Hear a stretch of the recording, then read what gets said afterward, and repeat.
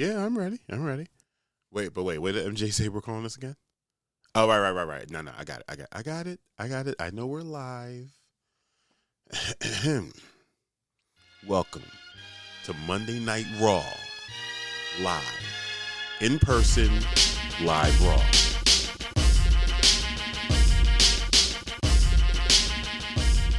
Welcome back to News My Fiance. Raw, live, in person, live Raw with myself, DJ Ambush, and one Morgan Jones. We're reporting live from the 5-alarm fire that is still, indeed, Portland, Oregon. Yeah, it's only on fire. Yeah, constantly on fire. It's just what it does. Yeah, it's not climate change. It's just what we do. Yep. Thanks for joining us. Really appreciate your support. Be a part of the Text Chat Fam Squad and join the conversation in the chat. We are currently on Facebook, Instagram, YouTube, and Twitch.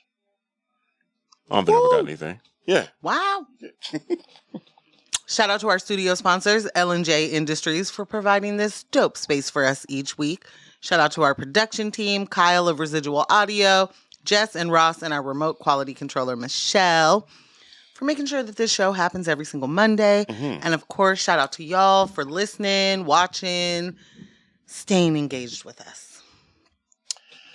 Now, before we get started, make sure you like, subscribe, comment, and ring that bell. We're going to say that a lot. So the algorithm notices. Become a member over at patreon.com/newsofmyfiance to support our ever-expanding show. Yeah. We just want to be able to spend some time with you and be able to pay our bills at the exact same time. Welcome. Happy birthday, Jess. Happy birthday, Jess. Sorry. Been waiting all day to say that. Been waiting all day to do that. And now it did it on camera. Yeah. That's it. Like he came down and I purposely didn't say it like happy birthday. I was just like, hey, Jess. Hey. What's up? What's happening with your life? That's your birthday. So you're here. It's just a Monday. Jess is not big on birthday celebration. Like, he doesn't want a ton of attention. No, you can just not at all. be like, what's up, dude? And he'd be like, what's up, dude? And everything's great. And I still can't just let it be that, which is, I do understand a flaw. Right. For sure. I get that. It's tough. But, I mean, I'm not trying to turn it into this woe is me. I just mean, like, I get too excited. Yeah, no, that's what I'm saying. It's tough. It's tough, trying to subdue that. Man. It's just, it's birthday. It's a great day. Yeah. That's what happens to me. Like, it's your birthday. I know you guys missed us last week. We missed you last Monday. You know what I'm saying? Man, that feels like a life be lifetime lifing. It does. It definitely does. 1 week. Yeah. Yeah. Real life, though, thank y'all for not leaving us or tuning out or we are really dealing with some very real life situations, and it is literally it's a lot. It's you are not in control of your schedule anymore. Like, as much as things are scheduled. Mm-hmm. As much as I know what Monday night is to me, Monday night does not mean the same thing to a fall or a aging brain. No. That might be getting lost. No. Right now. Yeah. Call coming in 5. Bruh. 4. My watch just did Lily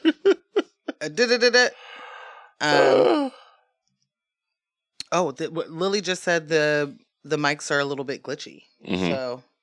Yeah, we just keep going because we're recording. Okay. On the audio side. Okay. Definitely shout out to Lakeitha and AJ on Facebook on your page. Hey, babes. Yeah, I'm sharing. How we doing? I was over there. I'm trying to figure out how to monitor 3 different chats, and the Instagram is not even loading anymore. So, wonderful over here. I thought I had it. I don't have it. So we'll just, move on. Yeah. Yes, indeed. So there's plenty to talk about because because there's just always plenty to talk about. Mm-hmm. But to give a quick, here's what we'll chat about later throughout, and then we can hop in a warm up. Yeah. Yeah.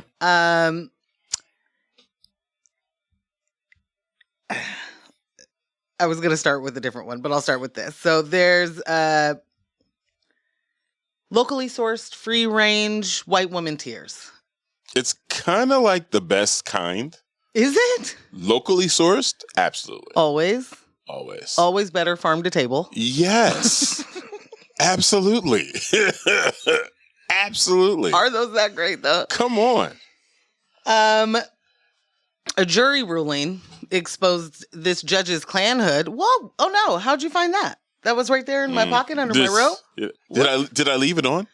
Whoopsie doodles. Oh my gosh. And well-meaning white people are stuck, and we are here to help. And I know you might be wondering, what could you mean by that? You're gonna have to stick around to find out. I can't wait. And my most looking forward to moment of this show, I don't know when it will come, but we will definitely talk about straight men are under attack, and I will not stand by as the war goes on against heterosexual men who have been doing nothing but defending the line. Jesus. Of something. I'm not sure what the line is. I'm exhausted. Straight men are under attack. I can't wait to talk about it. I'm very excited to talk about that particular subject. It doesn't look like it. No, I am. It's just, you know what? I think the exhaustion is like when you've talked about something for so long, and not just me, but like as a community, as a society, it's like we've had this discussion over and over again, and I thought we were past it. And for us to end up, well, I mean, like, I hear how it sounds. I hear how it sounds. But for us to be like, for someone to still be hearing men say not all men, like not all men has pushed itself into an area where it's a joke, it's a punchline. Yeah. You're not supposed to be using it seriously in 2025. Well, but sometimes it's not all men. and now was one of those times. And you know, that was some of really, those times. Who's to blame for misappropriating, you know, terms and things and stuff? I'll tell you. No. Women. Oh, that's not. Aren't you always to blame? Hard agree. Well, all right. Hard agree. At least we're on the same page. Always one of the females' fault. Yeah, at least we're on the same page there. Finally. Alignment. Gosh. Yeah. Yeah. It's been a busy week since the last show. The last live show for sure. And then, you know, our last Thursday broadcast. I've been chipping away at Equitable Giving Circle's podcast. Yes. The sharing culture. It's back, baby. It's back. It's back. Back, baby. There was a little bit of a hiccup in season 1. It lost its distribution for a little while, but we were able to get it right back up. Shout out. I blame Death Row. Death Row Records? Yeah. Oh. Why not? Oh. Label and management? What's happening? I just mean it was something wrong with distribution, so. Oh, okay. You know. All right. Yeah. Yeah. Why not? Yeah. So shout out to everybody over at Equitable Giving Circle for the amazing work they do there, and then also all the work that's going into season 2. Ooh. You know, very happy about that. But season 1's up. I think the first episode of season 2 is also up. First episode of season 2 was up? Yep. Oh, okay. So I didn't realize that season 2 had hit. I thought 1 was out, back up. Yeah. First episode of season 2 is definitely up. Do you know the sketch, or do we need to put that up later? Like, is it every Monday? I think we're dropping an episode or 2 each week. From what I remember from my conversation with AJ, like we're just like getting this thing out. Oh, okay. You know what I'm saying? So because everything's done at this point. Almost. We have maybe like 1 or 2 sessions left. Woo! But let me tell you something. Shout out to AJ. Shout out to AJ real quick. Literally always. Lily said I'm on Death Row Records. No. No, Lily. Lily, we're not doing this. So AJ definitely not just one of the homies, but like from an organization standpoint, definitely an executive director I look up to. And Yes. I've had the pleasure of working with and in community with some amazing Black women. Yes. In leadership. I mean, no such thing, but like, yeah. AJ's definitely one. Joy Elise definitely one. Yes. Mayuri was my introduction. Come through.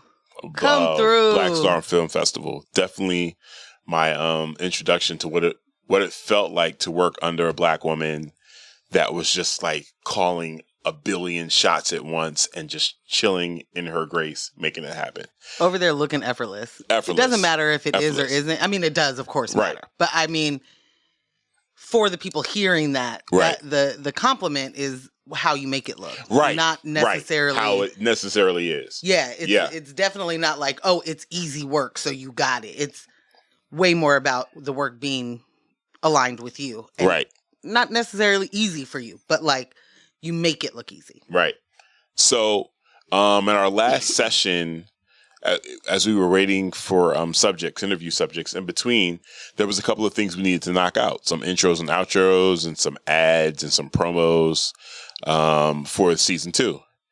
And I'm like, okay, so we need to do this, we need to do that. AJ's like, all right, cool, boom, boom, boom. And the speed at which, and I told her this when we were there, the speed at which she wrote these scripts, I was like, so all you really need is just like a moment by yourself with no one emailing you, texting you, AJ. Just a moment to execute. I said, this would have taken me at least 3 hours, maybe half the day. The way I'm get distracted, it was like bam, bam, this bam, is the best bam, thing bam, about bam, being bam. able to like work within a strength. I'm sorry, I didn't mean to. No. Like, there are things that would just take me a really long time that take you no time, or vice versa.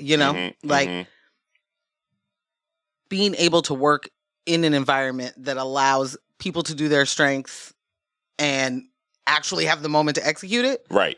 What are we talking about? Right. World takeover. Yeah. Or something like that. So again, I hope y'all definitely check out season 1. If you haven't, the sharing culture. If you haven't subscribed, definitely subscribe to that podcast. It's really, really dope. There is a treat at the end of season 1. It's 2 treats. Ooh. There's a recap episode with the producer of the season, King Edo. Yes. And shout out to Ado. Shout out to Ado. He actually helped me recover one of the episodes from season 1. But then I think right before that, there was an episode with a bunch of youngins, like 7, 8, 9-year-olds. Oh, youth. And AJ's talking to them about sharing.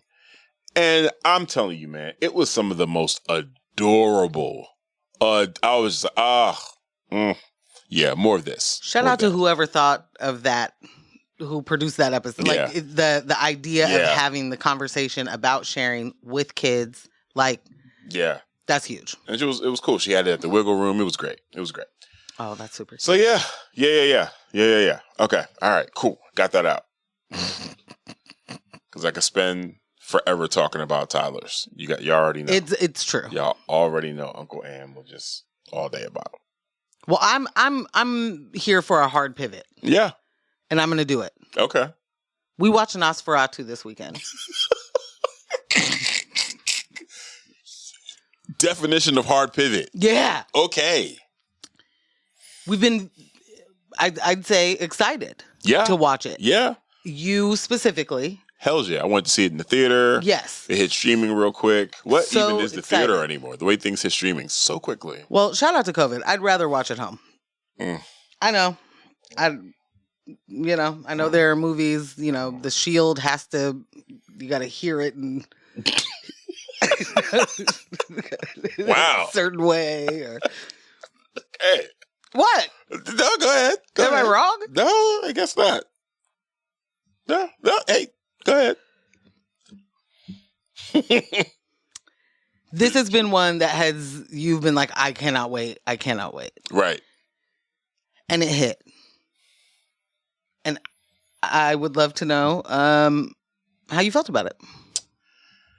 Or do you want to give a Nosferatu is a vampire movie about I don't know vampire lore very well. Mm-hmm. But is he like the first or he's the original vampire? He's the absolutely. It. Yeah.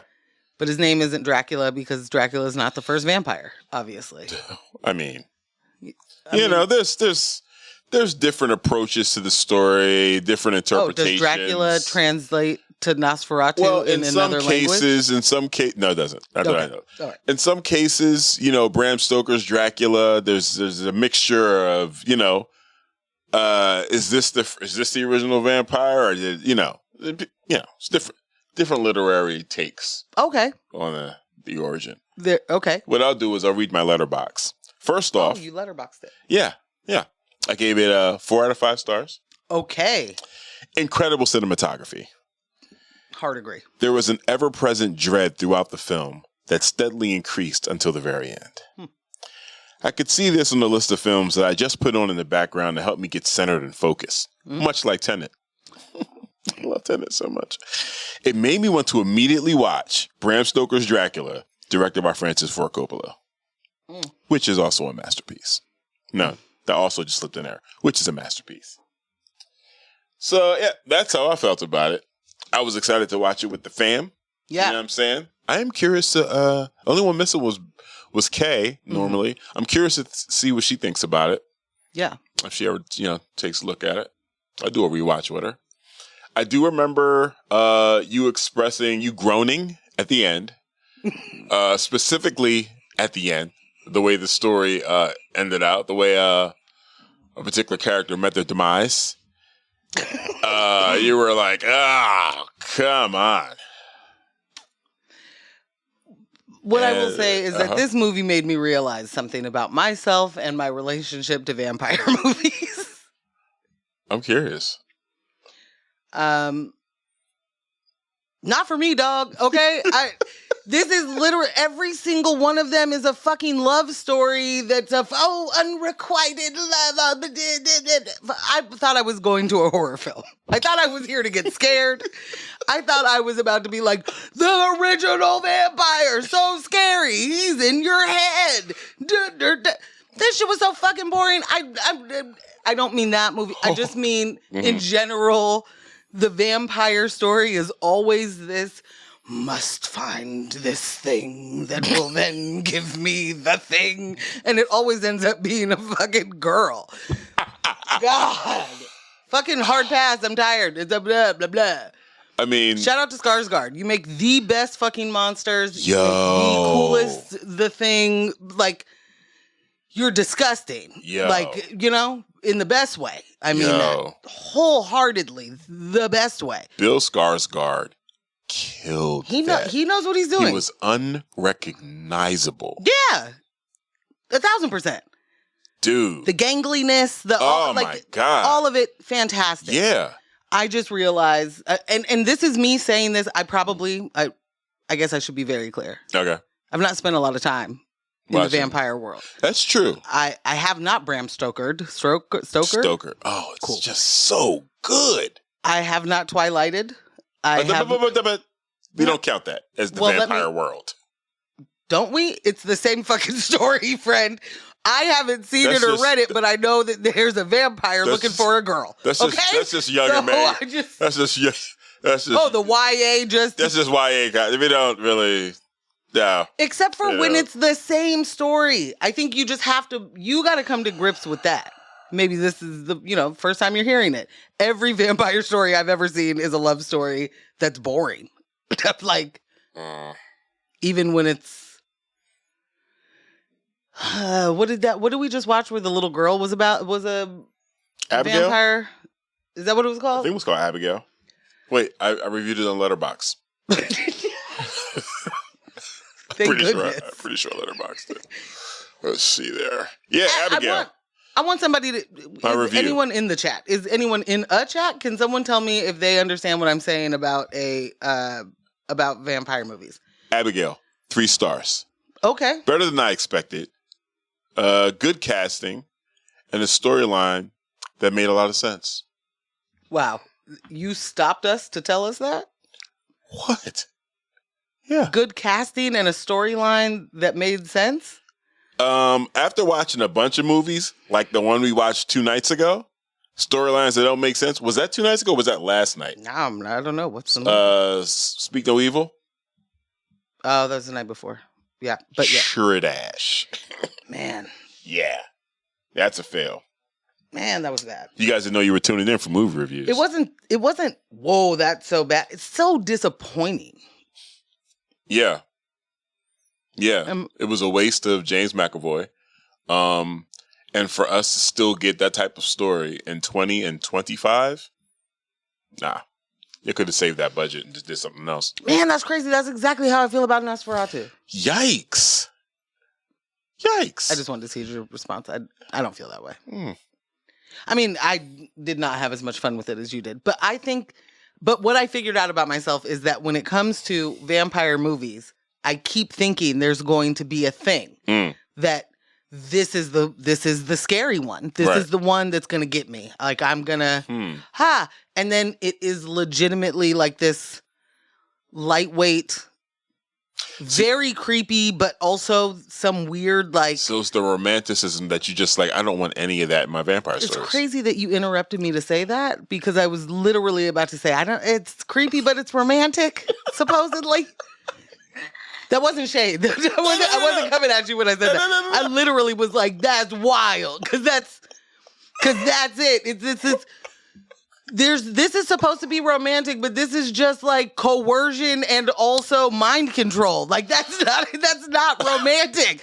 They be fucking kids. They're like young bride must have. What? No. Is it because Jess, could you give me camera for this? Is it possibly because you could never see yourself as a child bride? Not necessarily a child bride, but being seduced by a vampire? Is that what this is about? Do you think that when you think vampire, you're just like, nothing?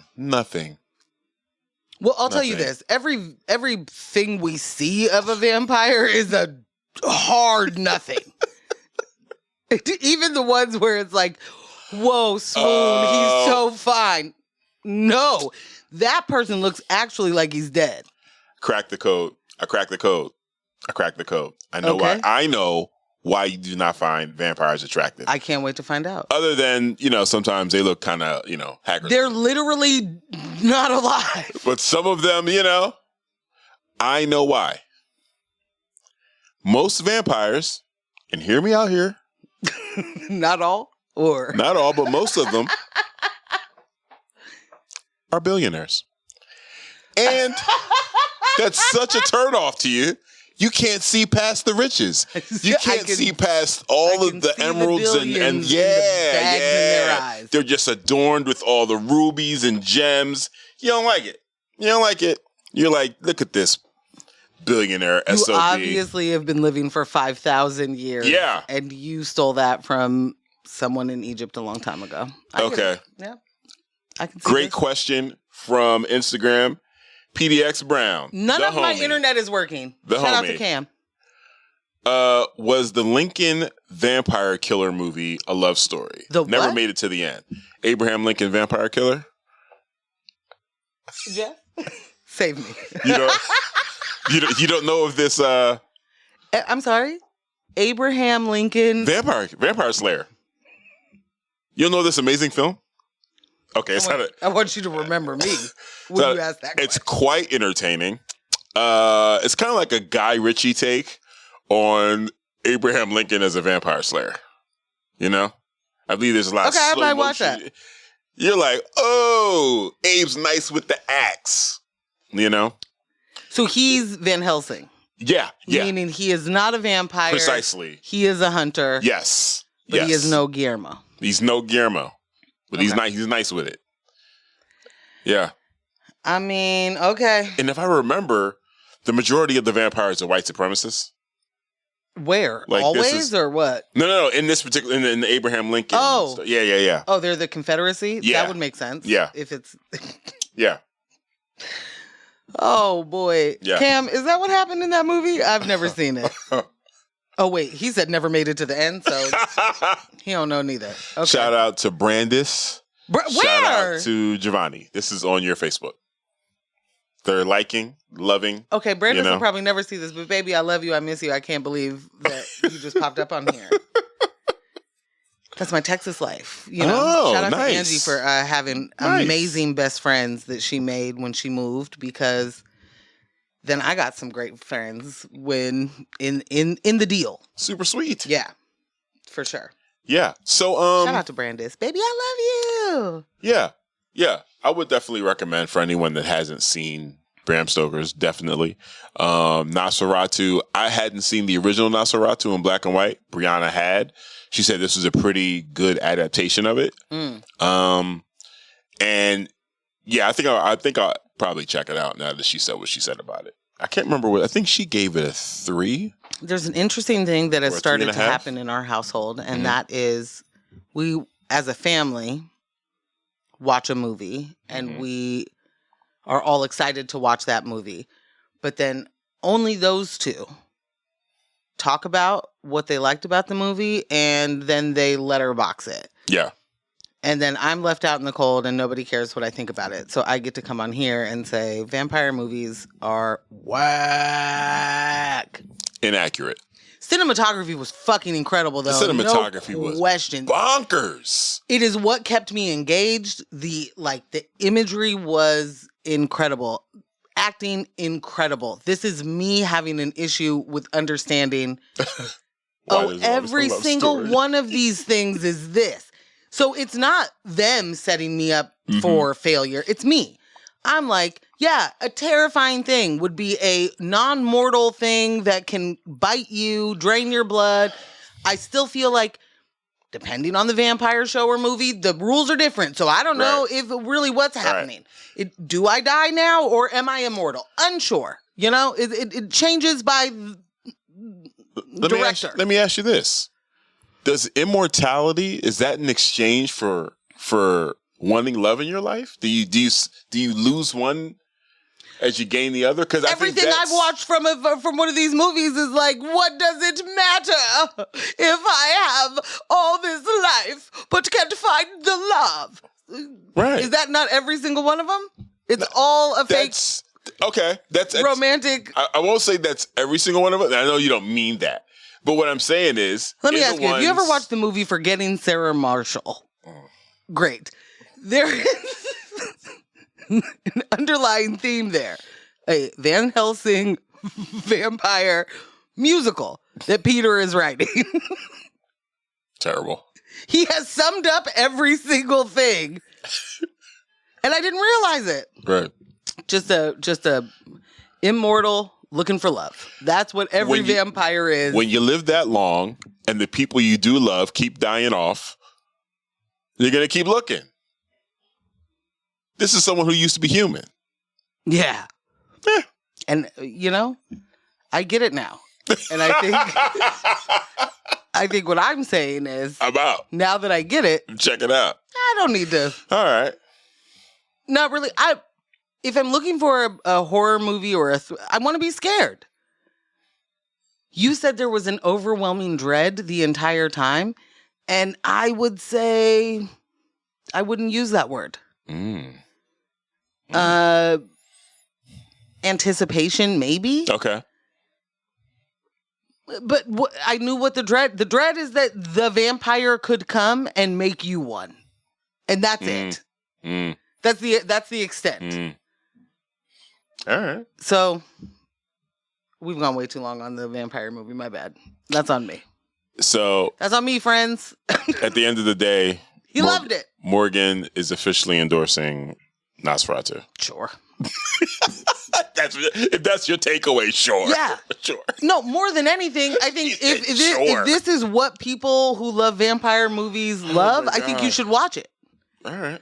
It just gave me it made me understand why vampire movies are not my favorite thing.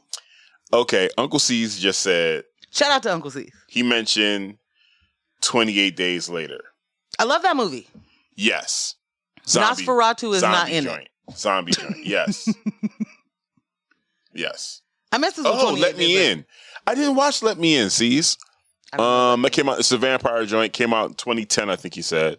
I didn't watch Let Me In.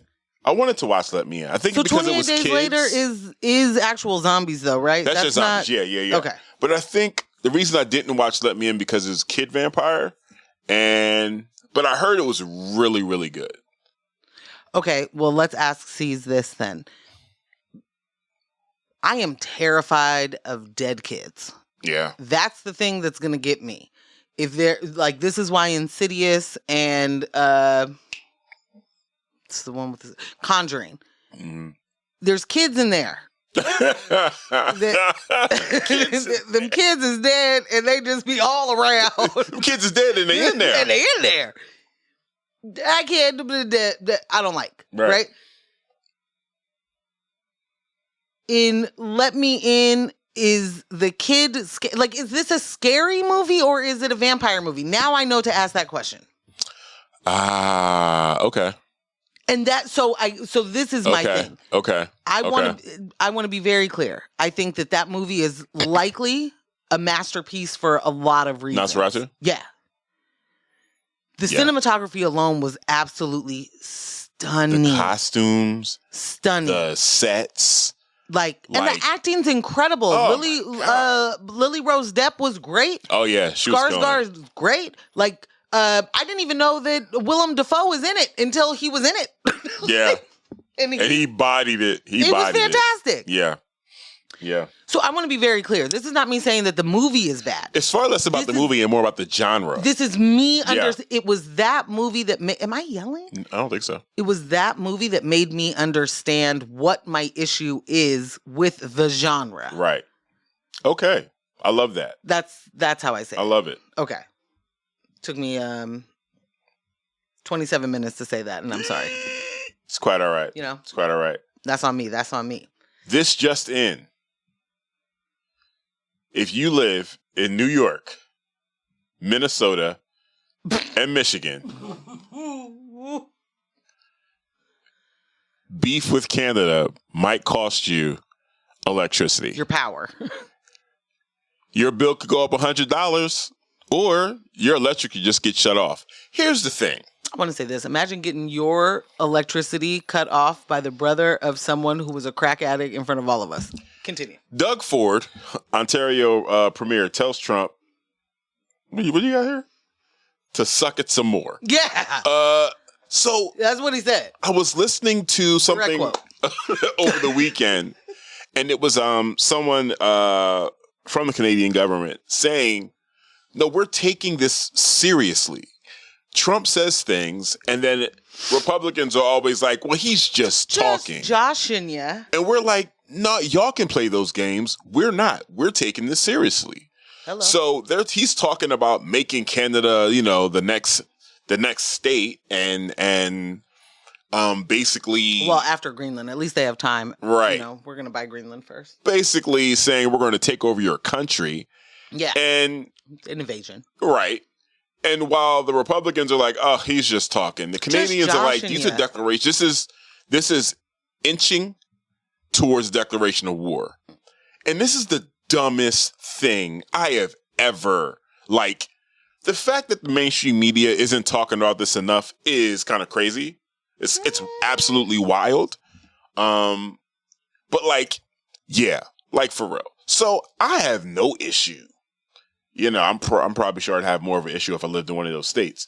But I have no issue with Canada being like, yo, we will shut your electric off. And then what? So Canada was like, before they said we'll shut your electric off, although Ford said this 2 weeks ago. He was like, oh, you got big tariffs? Here's what I got. Taking American liquor off of the shelf? Bruh. Jack Daniels was like, this is not what's up. Yeah. But also, fuck Jack Daniels. Yikes. Well, any American company is like, this is the problem with you, Ambush. You haven't fully aligned or assimilated. Okay? You need to be on the side of an American company. And Jack Daniels is obviously someone that you align with. Oh, why? American. They stopped their DEI shit. And the Jack Daniel recipe is stolen. So you're right. Okay. Uncle Nearest. We can do that Uncle Nearest situation. Yes. You can definitely purchase Uncle Nearest. Let me say something from the chat really quick, because I think that this is important before we get too far away from the vampire movies. Yeah. Ross said, Let Me In is the American version of the 2008 film Let the Right One In. Yep. Both are very good, more creepy, weird than scary, if I recall. Yeah. And C says it's a must watch. Not all the characters are completely children. And a love story of some sort. It's a vampire movie. Yeah. Because there's a love story element. And I just want to make clear that is the case in every vampire movie I have seen. That does not mean that is the only theme of vampire things. It is the one that I have gleaned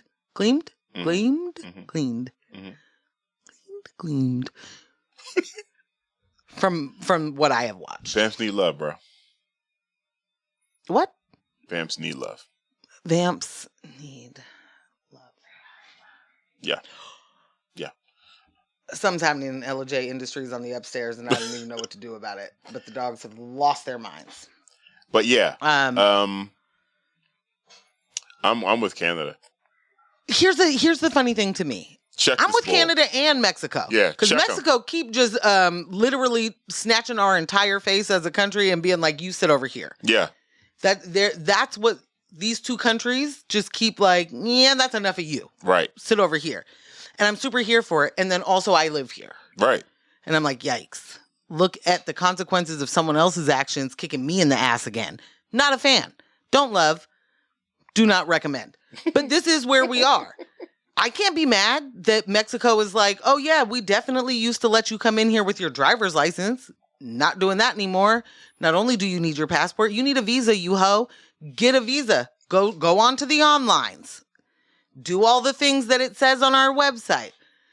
The amount of people that go there from America. Let me get real close. Right. Put me in the game, coach. The amount of people that are red-blooded, red-hatted Americans that absolutely cannot wait to take your rights away and do not believe that you should have anything like universal health care, that live in states close enough that allow them to walk across the fucking border to Mexico so that they can buy their meds out of pocket for hardly any fucking money because they live in Arizona and they're like, oh, that's, just tiny little secret. We just do this on Sundays. That's funny. But don't see the correlation in how everybody else doesn't live in a border state, can't just pop right on down over there and get their meds that make the sense for their bodies. Right. For an amount of money that they can afford. Those same people are now super big pissed. Oh my God. Can you believe it? I had to wait at the border of Mexico for 3 hours. And normally I get to just walk right across. I get my things. I go. We spend a day. Me and my wife have lunch. We go to the pharmacy. We get our meds. We do all these things. And then we go home and it's a, 5-6 hour trip and everything's great. You had to wait in line for 3 hours and you quit because you couldn't even do that. Not even for your own meds. Could you wait in line for that? But now you're big mad. You're big mad that you had to do a visa and bitch, do it legally. Enter my country legally, right? Bruh. Mexico been letting us slide in every single fucking way it possibly could forever. And the person you voted for is the person who changed your life in the worst way possible for you. Congrats. Congratulations. You played yourself. Yeah. And you're going to continue to play yourself because the objective is, I don't know, white supremacy. You know what? In all fairness, it's only 4 years. Okay. It's only 4 years, guys. Okay. Get it together. Well, I'll just like to remind you that fam was like, this is the last time you're going to have to vote. Don't even worry about it. Facts. Don't even worry about it. I mean... Imagine he dies and J.D. Vance is the fucking president. I'm sorry, I didn't mean to yell. As quickly as this is happening, and I know we talked about this on Thursday's show, how much faith, how much confidence do we have? Well, this actually might have been a couple of weeks ago. How much faith or confidence do we have that the next administration, if it's not Republican led, that they're going to fix any of this stuff? You know what I'm saying? Like, as if our international relations weren't already in peril just from the way the U.S. has been conducting itself over the last 100 years in other countries. Oh.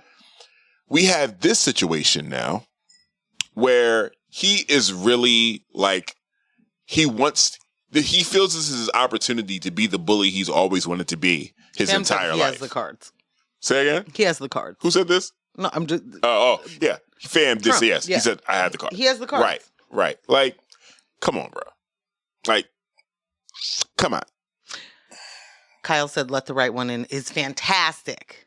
I know that's not what we're doing right now. Yeah. But I also want to mention that C said, Mexico, great Coca-Cola. Canada, great ginger ale. My favorite drinks, I'm rioting. Cheers, C's. Oh, my God. That is hilarious. Amazing. Yeah. I'm super here for countries responding in the way that they need to respond to protect their citizens. Even as an American citizen not being protected, but I don't feel that I ever have been. So I don't really, identify. But what I definitely wish I had was leaders in the country that I live that were here to protect me and our interests. I'm going to be honest, I don't know enough about Doug Ford, the premier in Canada, to know if he is a person to be excited about. Mm-hmm. And that's one of the things that I try and make sure to be clear about. Agreeing with policy or like this is just a response does not mean that this is my new fave and that I'm going to love Doug Ford and his politics for the rest of my life. Like, there is something wrong with us in America, and I think it's specifically here, but I could be wrong, where we just get swept up in the fanfare of someone doing a thing right. And then we don't even look into who these people are or what they have done or what they normally vote for. So I'm just trying to be clear that I don't know what he do much like Gavin Newsom. It's like you see him do a couple of cool things. You don't really know. Then you find out, holy shit, you're awful. Like, it's that kind of thing. Mm-hmm. Don't hang your hat on people that are doing resistance in whatever form they're doing it. It's just, that is what they're doing. They are resisting the awful. That does not mean that they are far from the awful. Right. I mean, we're talking about the cult of celebrity at this point. That's right? it. Yeah. Thank you. Yeah. Shout out to C's. Other C's. Yes. Big Hi, C's. He said, hey fam, the next administration, if there is one, will have no choice. Will have no choice but to fix the issues. It'll be such shambles. And I feel you on some old, like, they'll have no choice but to fix the issues. And I think you're right. And I'm saying that only because we do not know what shape we're going to be in. So the issues that we are dealing with now, I think we would look at in the future as we wish we could go back to what we're dealing with now. C's, I want to ask the way it's going to be, like, stripped down to whatever they leave us with. Yeah, I mean, we're talking about whole departments that have been deleted. I mean, like, you can't not yet. I mean, they're, Well, I'm projecting. They're just asking people to come back and fired. You have to restart the Department of Education. You have to bring back the EPA. You have to bring back all these different agencies that they're trying to get rid of. And I think, what'll end up happening is, in the reformation of these agencies and departments, we're going to get more totalitarian versions of them. And we'll be thanking them. Ooh, thank you for this return to normalcy. Oh, it's so much better than what we've been dealing with for the last 16 years. Yay! No, that's bleak. Memphis Bleak right there. Yeah. That is, Yeah. It's my I was going to say, I mean, I don't think that what I was going to say was going to be that much less bleak. I was just going to say, Hakeem Jeffries is going to do what? Oh, Jesus. See? This guy. Because you're not wrong, but also who's going to do it? Like, Hakeem Jeffries is the most annoying, bro. Is he on top of it? He's the absolute most annoying. Yeah. It's Bad News Bears over there. Yeah. Not looking great for the Democratic Party. Wow.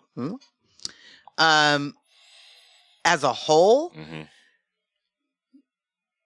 But maybe we should say this. What's his name? Doug Ford is a part of the Progressive Conservative Party in Canada. Mm-hmm. And we say this a lot about imagination and imagining the world you want to live in, imagining a party that makes sense because the two-party system clearly doesn't. If there is imagination out there to be, on the spectrum of progressive conservative,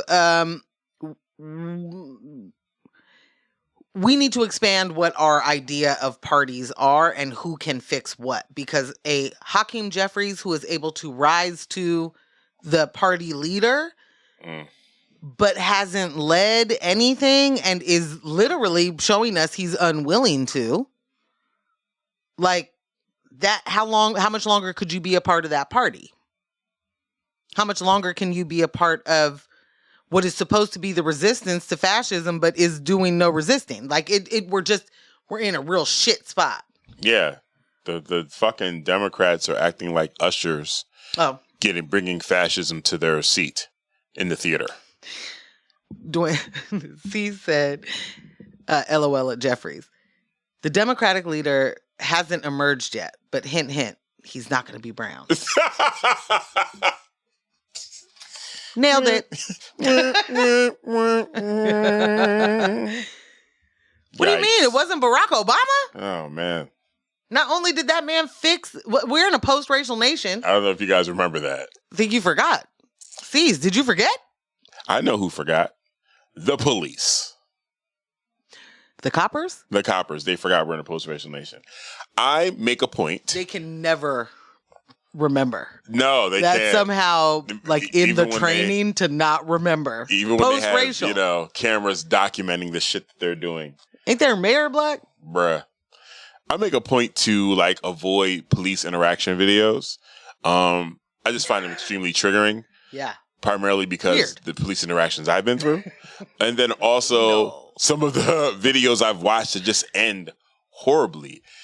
I don't like being enraged. There's nothing for me to do with that energy once I am enraged. There's nowhere to place that. The people in the videos that make me upset, I cannot go to their house and do anything. Like, it's just I'm watching something that's making me pissed. And it's like, I don't feel good.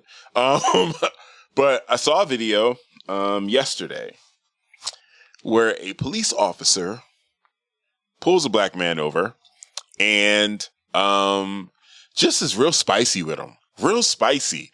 And the type of spicy that one would be if they did not know they were being recorded. like he's saying things like, what? Like, why are you? I love to make people's lives difficult. I love it. Like he was like, why are you making this difficult? Because I'll tell you, I love me. Like he was being a full jerk. Full jerk. He asked the gentleman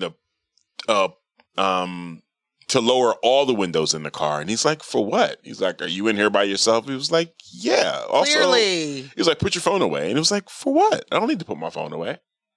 I'm recording this for my protection. You can't record me because my name is Officer. And he's like, fine, you can record it. And he was like, can I get your supervisor? He was like, I don't have one. He literally was like, there's no supervisor. I'm the highest one highest one out right now. Like I'm the highest one on shift right now. Sorry. You are not a SoundCloud rapper. You don't get to tell me you're the hottest out right now. Absolutely fucking not. No, you're not. No, you're not. No, you're not. Call your supervisor. So hit that radio. It gets to the point where, whoever you got to talk to, the dispatch. The cop opens his door, tells him to get out.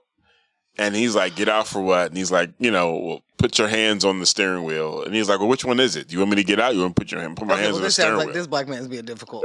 I'll be honest, So then, how many commands do you want me to follow? Now you want to ask me questions? So then he finally gets out, and he's like, he's asked him, do you have anything on you that you shouldn't have? Da, da, da, da. And he was like, he said, yes, I'm carrying. There's a gun on my left hip, da, da, da. And the cop says, do you have a permit for that? He said, we're in Florida. I don't have to. Your mom. Right. He was like, I do, but we're in Florida. He should have responded. You know what I'm saying? Mom. So then he's like, can see your ID. He was like, my ID, I have it around my neck. He was like, so he had a full badge. But it was under his shirt. So he cuffs him. He cuffs him while I'm because, in the car? He cuffs him. No, while he's standing outside. Oh, okay. He cuffs him and, this is for my protection and your protection. And, for sure. Definitely. Yeah. That's correct. He's patting him down and he's still just saying slick shit and harassing him during the whole process. And then he was like, your ID's around your neck. He was like, yeah, it's around my neck. So then the cop reaches in and pulls out the badge. And he's like, where you get this? What's this? This fake badge? Where'd you get this? He said, oh, it's a fake badge. Well, what did it say? It was just a badge on the leather joint, like normal. Like a cop. He's a cop. But he's a federal agent.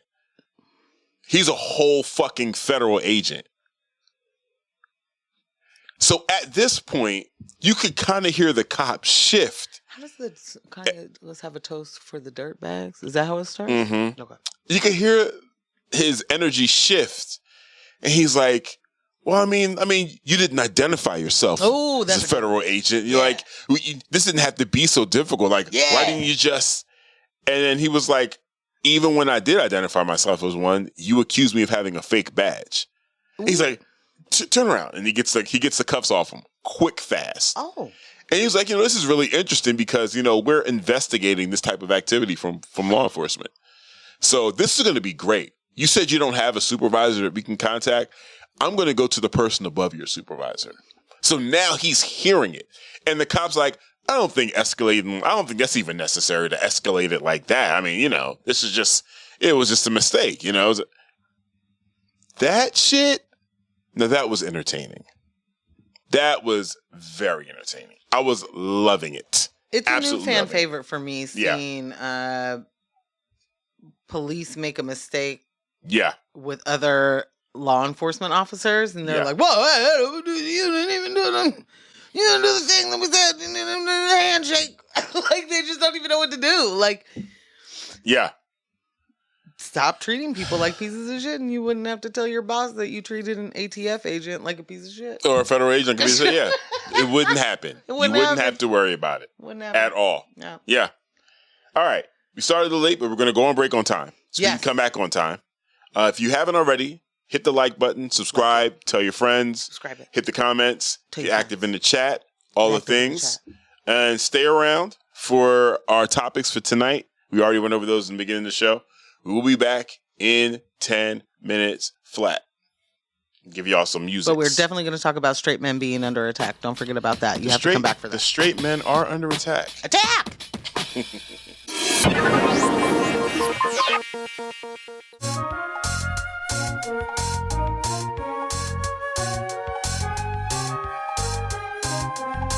Thank you so much for kicking it during the break.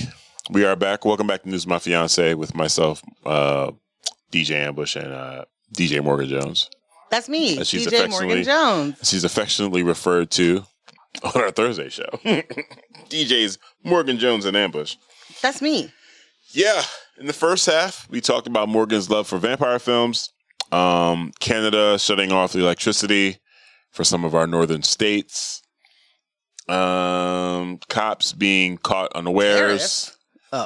Cops being caught unawares when they're pulling over other members of law enforcement that happen to be black. That old chestnut. Shit like that. And but now I'd like to jump in. Mm-hmm. I'm sorry. I was going to say, and now we're hopping into one of our main features here I'm very excited to have this discussion around not all men. Yes. Finally. Finally, a moment to talk about how not all men are the culprit or the bear, something.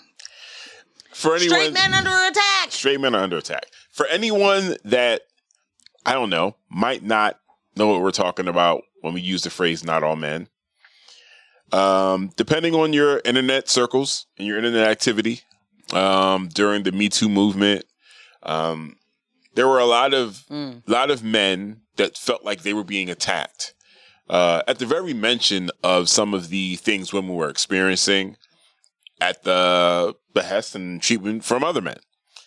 And instead of taking those moments to listen, learn, and possibly examine your own behavior or change your behavior, often the first thing we would hear or see in comment sections is, hey, not all men. Definitely not all men. Not all men are doing what you're talking about. Which, as I recall, the majority of these conversations, it wasn't about all men ever. However, my opinion has always been, yes, all men. As society, yes, all men. Because if you aren't actively the person all men in this particular situation who is doing the thing, there was a man to the left or right of that person, or a man who is aware of what that man is doing, not saying anything. So when you create an environment where men can get away with this, and we're not actively participating in checking that behavior, making sure justice is being served, making sure that women are being healed, or whoever is being abused is being healed in those situations, yeah, silence is compliance. So yes, all men. But, hey, Joy. Hey, Joy? It is what it is. 2025 and where? Not all men. Joy's on your Facebook. Hey, boo. You late, but you here, and that's what matters. That's all that matters. Okay, let me jump into this story. Mm-hmm. Thank you for the preamble. I am here for it. Mm-hmm. Hit dogs gonna holler. They gonna holla. So Doechii went on Hot Ones and Versus, and when asked about her biggest dating red flag, she casually said a straight man. Mm-hmm. And the internet did not take kindly to that. They did not, and they took that personally. Okay. There were a lot of men on the internet a lot of pick-meshas that took that personally. They were like, "Oh, some folks, very specifically straight men, felt attacked by that, called her out for being a misandrist, because apparently joking about men being a red flag is where, those particular men draw the line. I don't know. Others, especially queer women and femmes, were like, she ain't wrong. Right. She ain't wrong. One viral response kind of summed up the vibe that were straight men being mad about this is like a fish getting offended when someone says water is wet. Like, how are you triggered, my guy? Like, what is happening right now? Yeah. This whole thing turned into a bigger conversation because it isn't just us as the Black community, but it is very specifically us as the Black community that absolutely loves to have a gender wars conversation. I don't know why. I don't know what we did to put us in the place where we got to consistently chat about the gender roles and who's doing what and who brings what to a table and what's going on. Like, uncertain. Don't know why that is our current plight, but that's where we are. Right. And this went into all of it. All of it. So, Ambush, my question to you off rip is, were you an offended man? No. Why? She ain't talking about me. Also, to add to your part, we're talking about the reaction to it. There was that big wave of outrage, Mm-hmm. and then there was this interesting place where you found men trying to say, well, it's important that as a black woman, when we have these platforms, that we're using them the right way, and we're not saying things, even in a joking way, that can be inflammatory.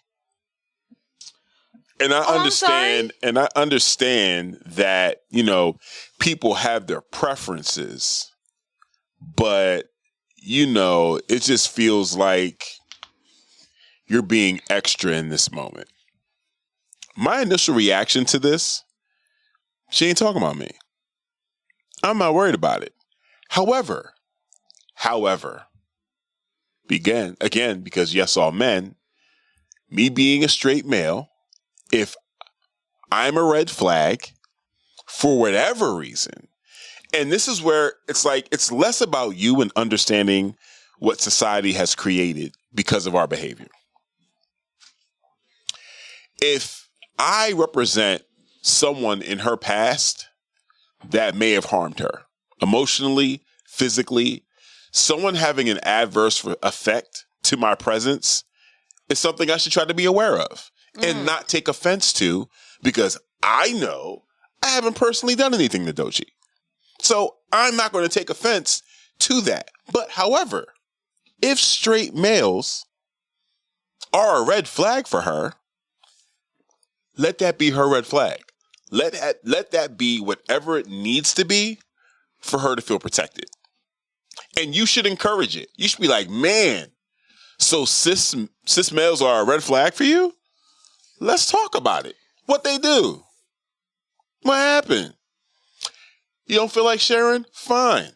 Let me, while in your presence, and this would be for someone that's I'm more in community with, since I know that's a trigger for you, let me be more aware while we're kicking it and we're out in public spaces and there are cis men around conducting themselves in ways that could be problematic for you. I just want to add the hetero portion to that, cis, because it isn't cis just hetero. Correct. Nah, real shit. I'm not going to spend a whole bunch of time. Like, I don't need to grandstand or anything about this, but it's going to be forever interesting to me that the same people who have arguments about,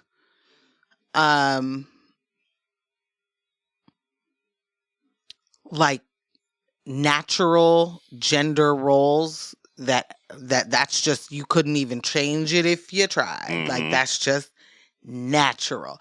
And very specifically have the idea that heterosexuality is just natural. And that's just that's the default, and anything outside of that is abnormal.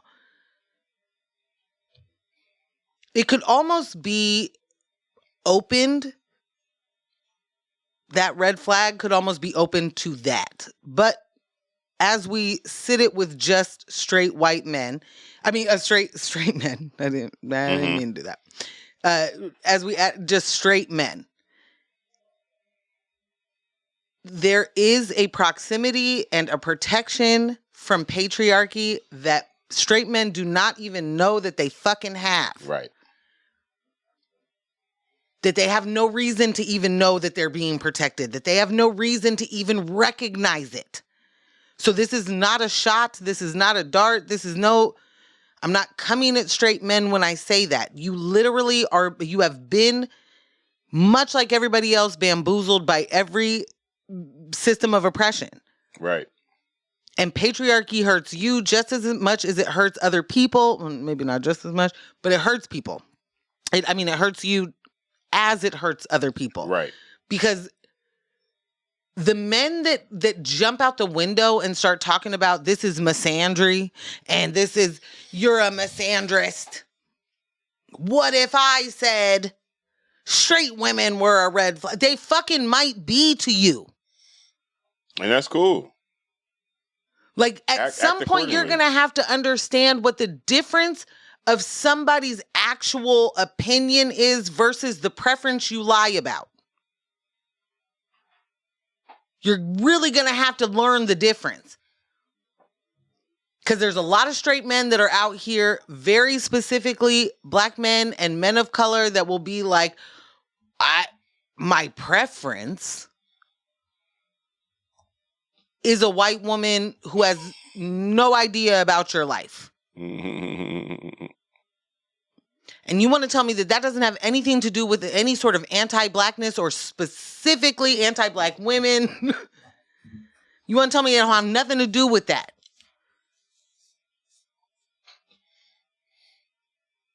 Here we are. Could this not be a preference? Just a preference. Could this not be the thing that makes her want to be with someone? But more than anything, I want to stay away from the preference and just make the point that, honestly, what folks don't understand when they hear what was the question? What's your red flag? Right. Right? What's your red flag? And for her, it was heterosexual men. Because heterosexual men have a completely different view of what the world is and what it has done, all the way 1,000%. Like, it's a completely different view.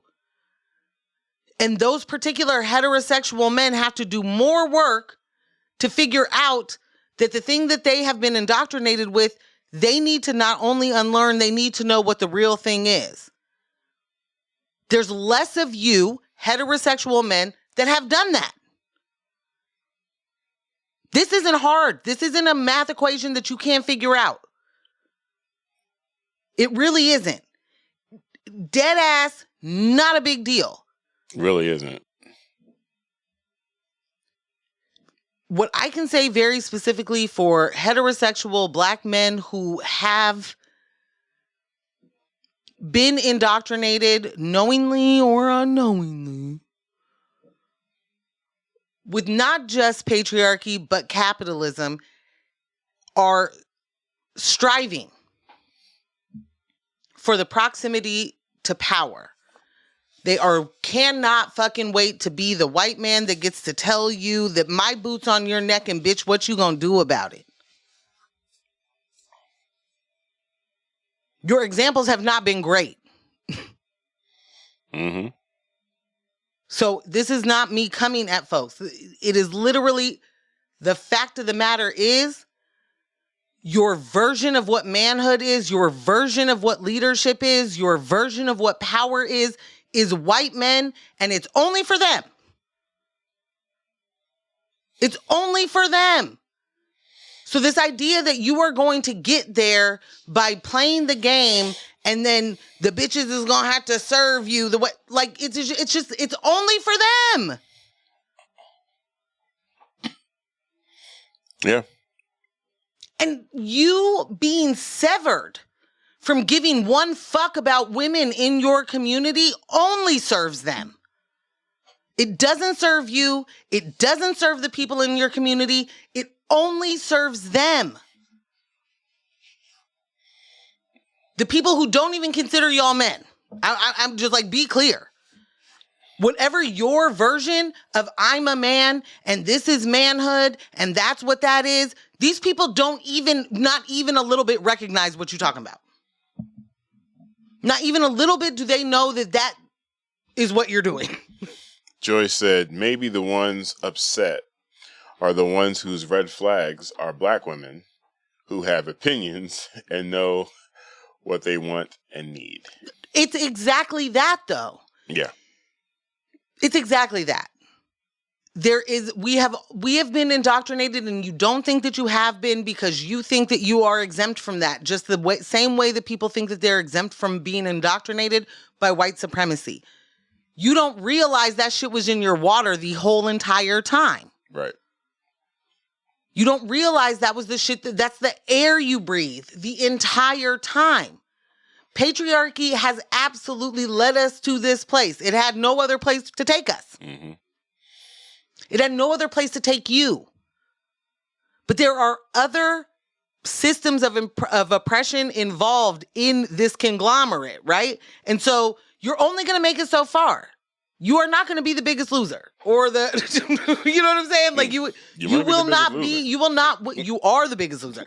But I mean, you won't win. Mm-hmm. Mm-hmm. You won't win because the game is literally rigged. And the only reason that they need you to do this, what you're doing right now, is to separate men from women.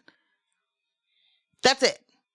For you to see women as inferior and femmes as inferior and to think that any sort of sexuality outside of what your heteronormative shit is just blasphemy. Mm-hmm. And that's that other shit. That ain't how we do it over here. And let me tell you, the more that I am literally like, open yourself up to what the world has out there, like we have not, nothing new is happening. We have not done anything new. They've been fucking each other for forever. Like it's us that has to grow up. You can't understand what it means for a man to be bisexual. That's on you. You have to grow up. I say that to myself as a person who years ago was like, yeah, I don't really get it. I don't know what you mean. No. Grow the fuck up. Or, there's a big or here. There's an option. Mind your business. Like, I feel you on the whole, like, hear me out. I feel you on the whole, like, there was a point where I didn't get it.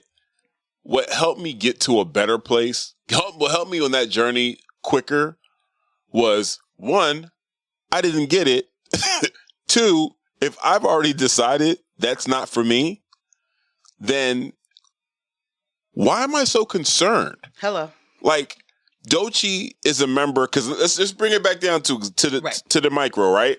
Doechii is a member of the queer community telling you that her preference, if male, is another member of the queer community. How the fuck, if you are not, how is that an issue for you? Because you feel as though you should have access to any woman you want, any way you want it, under any circumstance, which is wild as fuck. Absolutely just absurd. Absurd. I fully agree with that, but I also, is that how that's interpreted? What is a red flag for you in dating a straight man? The way that you just said that was her preference is a man be bisexual or a part of the LGBTQ community. Mm-hmm. I don't even know that she said that. What I'm getting from that is that straight men are a red flag. Mm-hmm. That means you're going to have to work harder, number one. Mm-hmm. That doesn't mean necessarily that she even explained what her preference is. No, she didn't have the opportunity to. I'm saying that's the visceral reaction straight men are having.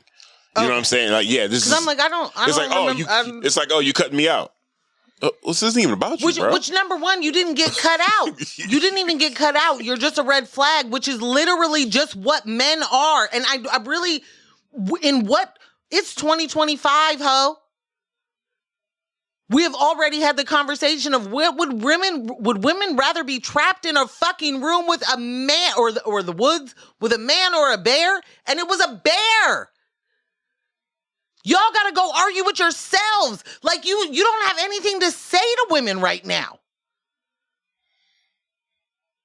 But more than anything, y'all don't even trust you. That's pretty And funny. I really want to get to that point because y'all don't trust you.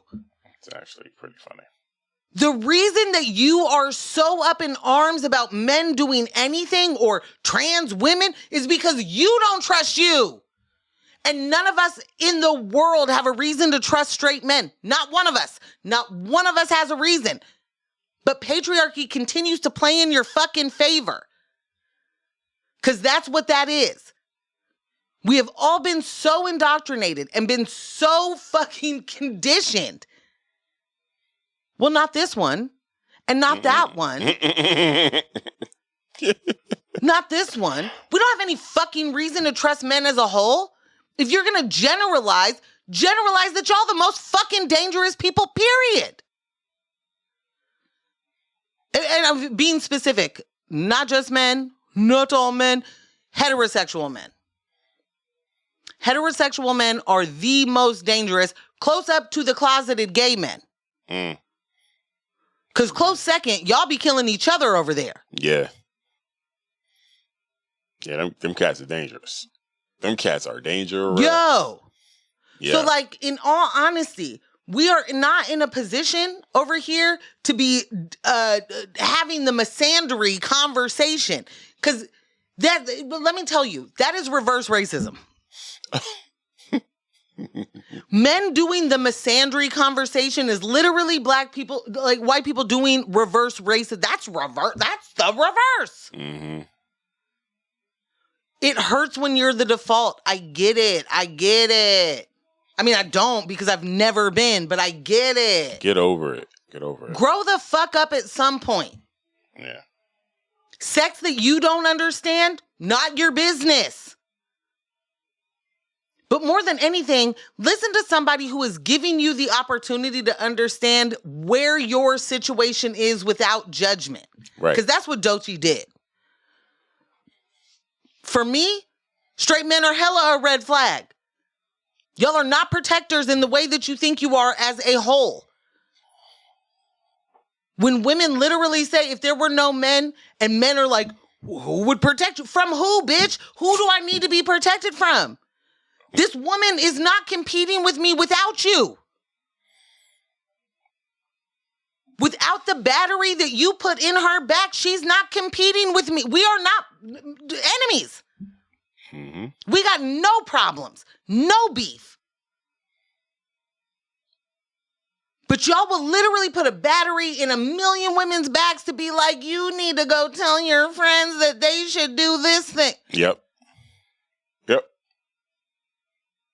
I spent my last days a long time ago being friends with anybody who was about to do the pick me.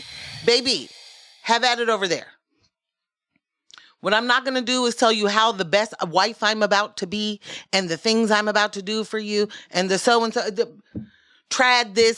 Fuck you. 1,000 different ways. If you are not even close to bringing to any table what I can bring, these are the same men that ask you what you bring to the table, then you tell them I bring the table, and they're like, I don't even want it. You accomplish too much. These are the same people. Yeah. So, like, the conversation isn't a conversation. Y'all are not for real. Grow the fuck up.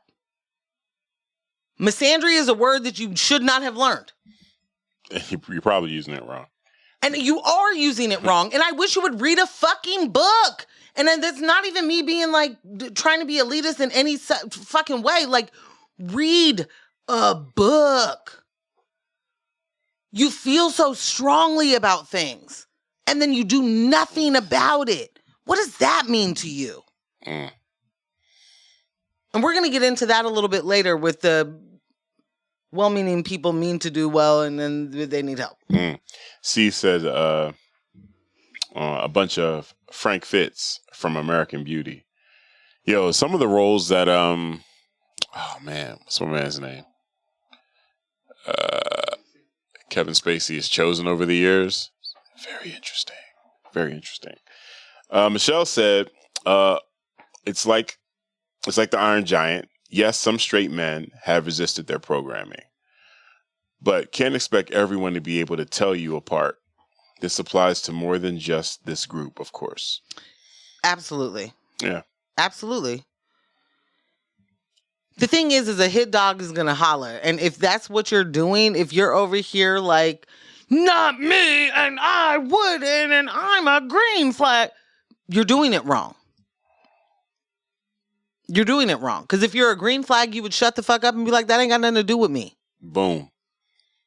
Boom. I'm not that straight white man. Why do I keep saying white man? Shit. That's not what I mean to say.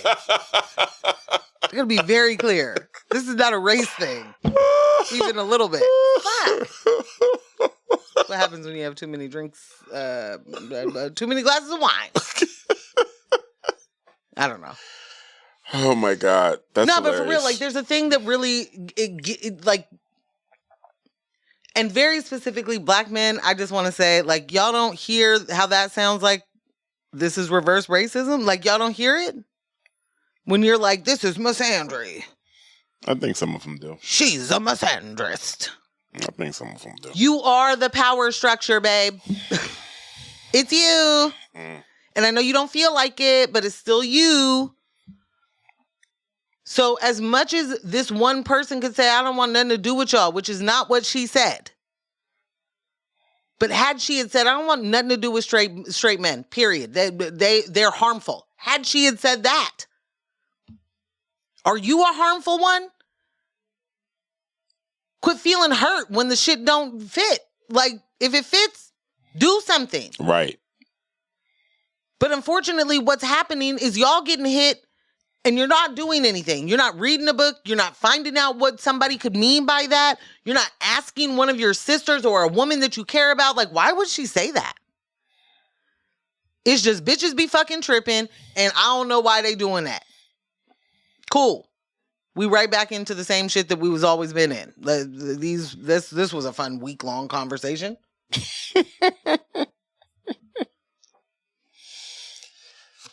Now, before y'all say, Ambush, why you sit there and bash all these men and allow your fiance to sit there and bash all these men, I'm going to come to the rescue of black men everywhere. Finally, someone needed to do it. So, I got a call from my homie on February 25th. Okay. This was the night of the Police Oversight Committee meeting. Andre, at this meeting, members of City Council were discussing the Police Oversight Committee. And at the end of the meeting, Andre Miller, who is working within Angelita's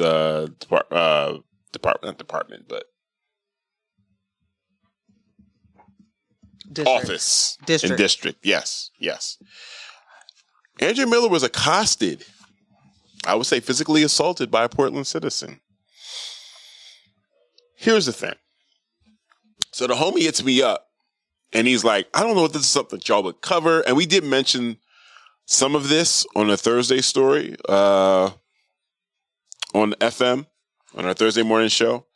I wanted to come back to this primarily because while the issues around the police accountability committee is one thing, the way this person conducted themselves is another. Yes, another. It's an earmark of a larger issue. So what he tells me is Andre Miller, after the meeting, two citizens walked up to him. You know, it starts with a, aggressive screaming match and finger pointing and this and that. And then it turned into physical interaction where this person is now pushing him. And he's asking this woman, hey, chill out. Let's not do this. She continues to do it until a member of law enforcement is like, hey, you got to chill out. You got to chill out. You just can't be doing that. Like, relax. So then Tiana Tozer goes to X first and posts, after a city council meeting on police accountability, Andre Miller, Marilla's chief of staff, walked away from a woman of color whose nephew was murdered and told her and myself that he isn't a public servant.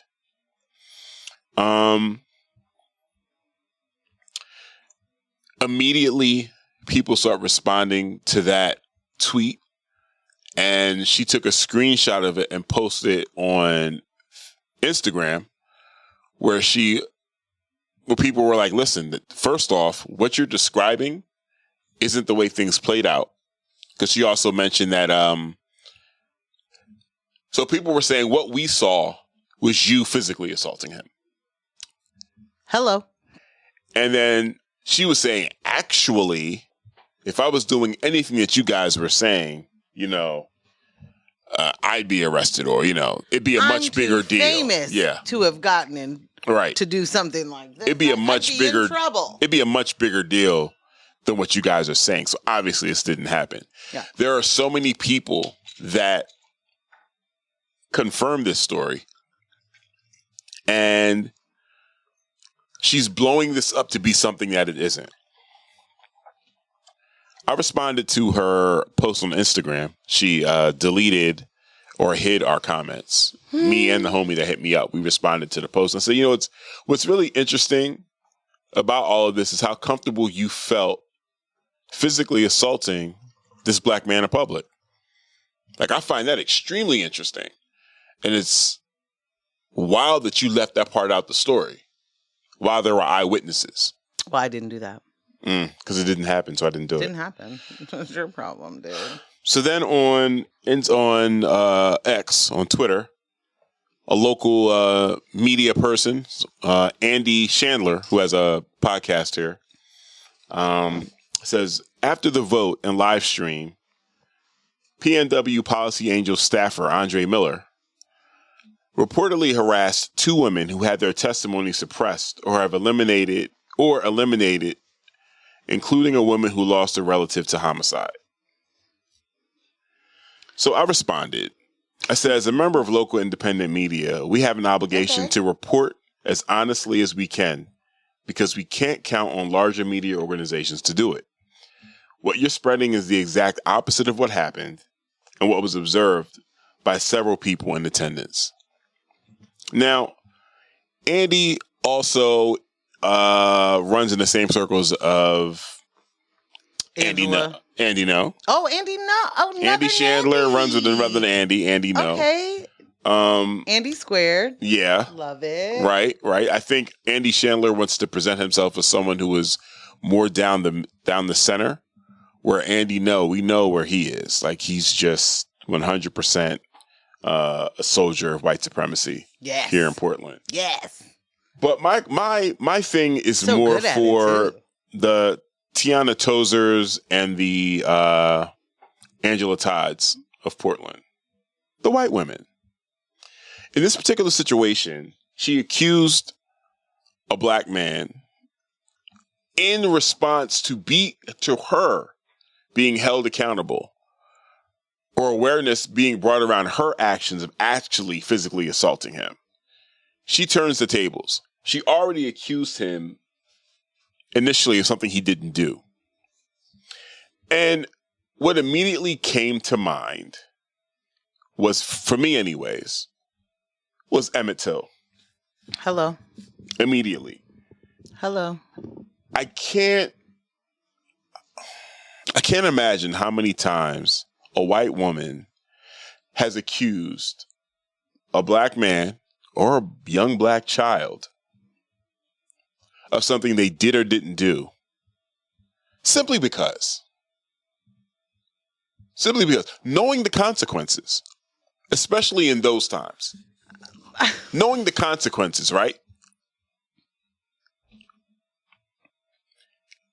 It's almost like, it's feeling bored today. Dead ass. Like, let's get a black man lynched. I got nothing else going on. My day's pretty empty. I've done the laundry. My husband won't be home for a couple of hours. Let's get a black man lynched. Yeah, I don't play like that. Now, I'm naming names because I don't play like that. Talk to him. And because I believe in us as a community working together to make sure we're all safe. So I don't want there to be any confusion around who is and isn't safe to be around, who is and isn't safe to retweet or to like and comment on. Because this isn't our first interaction with Tiana Tozer. we were hosting a city council forum. Very early stages. Very early stages in the election. Very early beginnings. And Tiana gave Morgan a compliment. And in doing so, physically engaged with her. Unwelcomed. It was a heavy pat in the back, a smack on the back. Say, like, you were giving this, like, and I'm not mad at it. I'm queuing it up so you can give. It was like the intro and then you finish it off. I'm not mad at it. And also, okay, let me get into it. We are hosting this event. We are not in the crowd with her. Okay? We are hosting this event as News with My Fiance. Mm-hmm. DJ Ambush, Morgan Jones. This woman knows exactly who the fuck I am. And comes up to me and says, great job. And hits me with the power on my back that Rudy Giuliani thought he got hit with. Facts. When he was like, whoa, I almost died. This motherfucker hit me so hard. Like, I literally thought, did I do that? Do I know her? Was this the homie? No, do I got beef? Because that wasn't a homie nothing. There was no nothing to it. She did exactly what Portland... No, let me take Portland out of it. What racist white women do. She smiled in my face. She said, great job. And then she harmed me. Which is literally what racist white women do, and very specifically in the Pacific Northwest. Yeah. Very specifically here. Yeah. So it is no surprise that motherfucker from Idaho. Damn, son. Every time I have had a major encounter with a Nazi, Idaho. Not surprising. What is happening over there, y'all? Oh, Idaho been exactly what it is for a very long time. Golly. So the fact that she's here, thank you for making it to the big city, bitch. Do you love it? Oh, no, you hate it? You could go back to Boise. You could go back to Boise, bitch. Move to fucking Beaverton. Right. Too many Mexicans there for you? Couldn't handle it? Go back to Boise. Shut up and dribble. Right. Like, this woman is because you were very measured.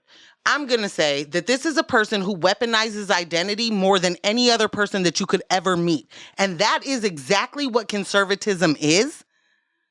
And I need y'all to know that. She has weaponized every piece of her identity to tell you, I am disabled and you're going to care about it. And I am a woman and you're going to care about it. She is white feminism personified. Yeah. Yeah. At that city. And I'm not joking. When the way that she hit me, and I'm like, I just want to be very clear about this because it was hella funny. Because it stopped me dead in my tracks. Yeah. And I was by myself, so I didn't even get to like... In any other instance, I would have took flight. In any other... And if you don't know what that means, I would have rocked off on her. Like, in any other instance, my only response would be to also hit. Mm-hmm.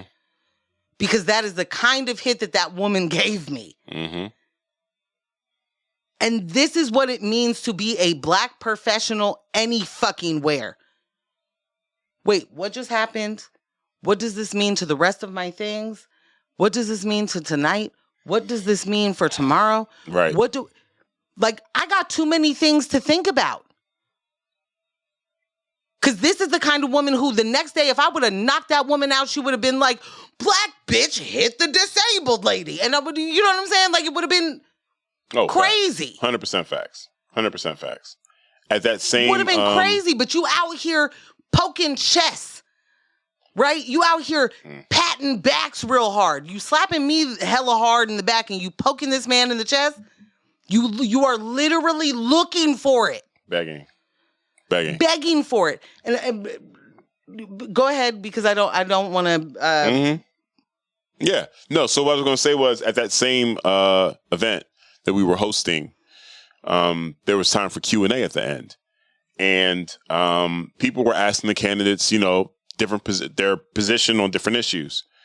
And at the time, it was very, very clear everyone was concerned about what was happening in Palestine.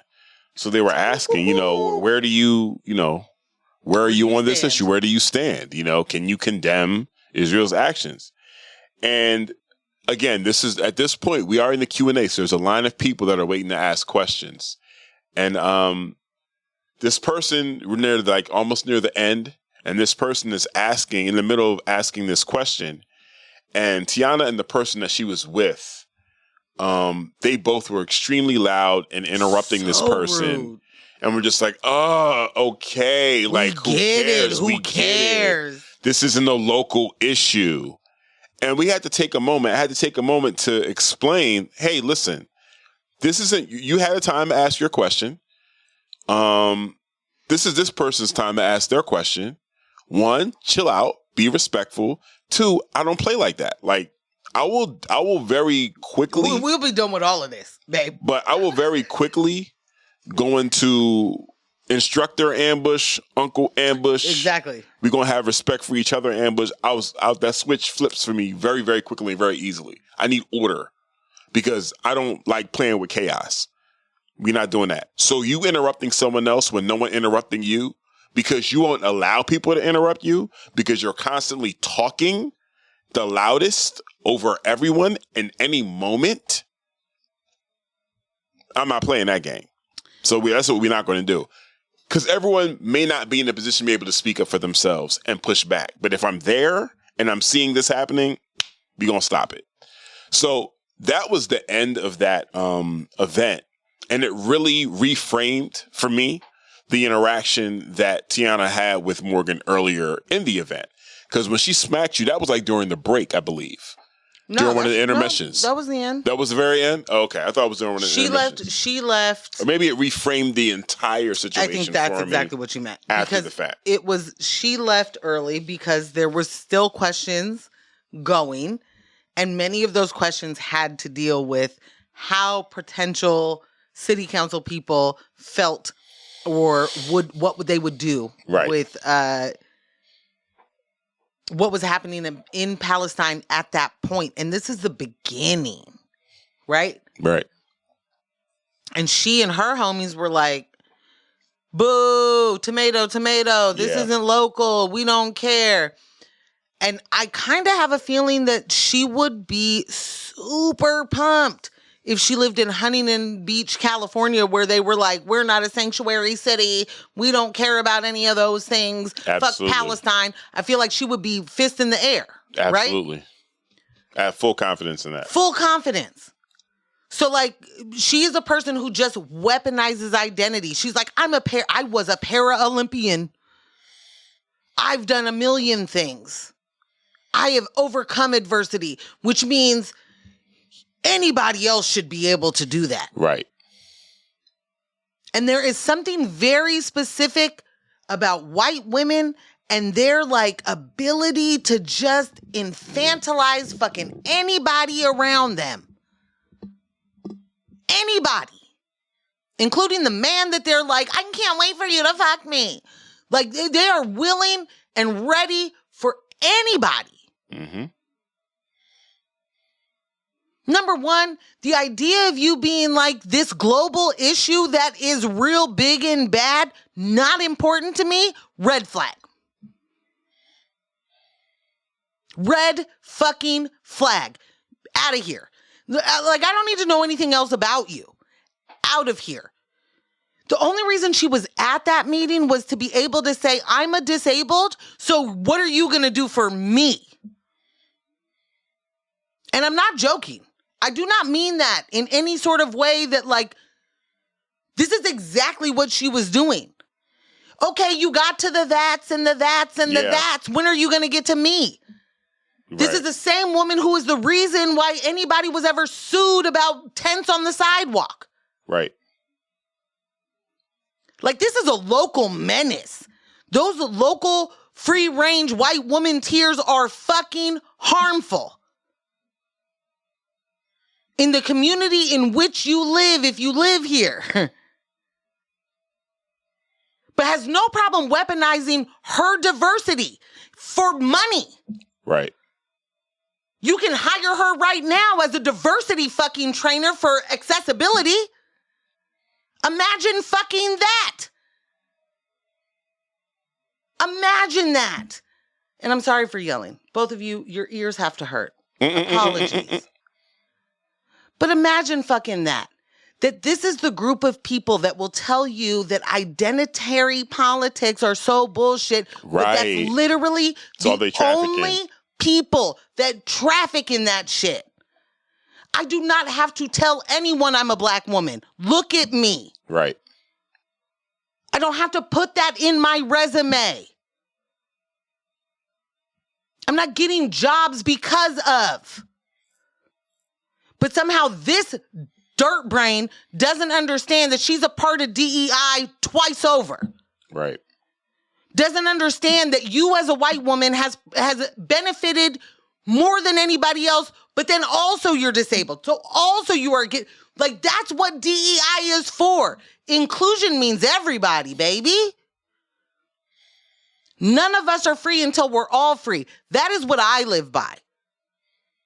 And that unfortunately includes your dumbass. Right. But none of us are until we're all are. I include you. You have never once included me. And I just want to take the moment to say, as we are in March, no longer Black History Month, I want to say very, very specifically,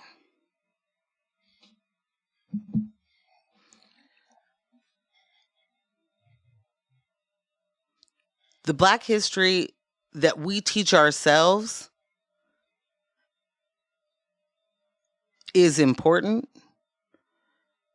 And knowing the names of people that were lynched, knowing the names of people that were enslaved, knowing the names of people who have endured the terrorism of white Americans, of white Europeans, of colonialism, of imperialism, is incredibly important. No question, flat out. And knowing the names of the white people who were doing the dastardly things is also important. So we have museum installations that are explaining who the Black people are that were lynched and the reason they were lynched. That excludes the white people who did the lynching, the white people that did the finger pointing, the white people that did the lying, the white people that said, him over there, her over there. It leaves them the fuck out.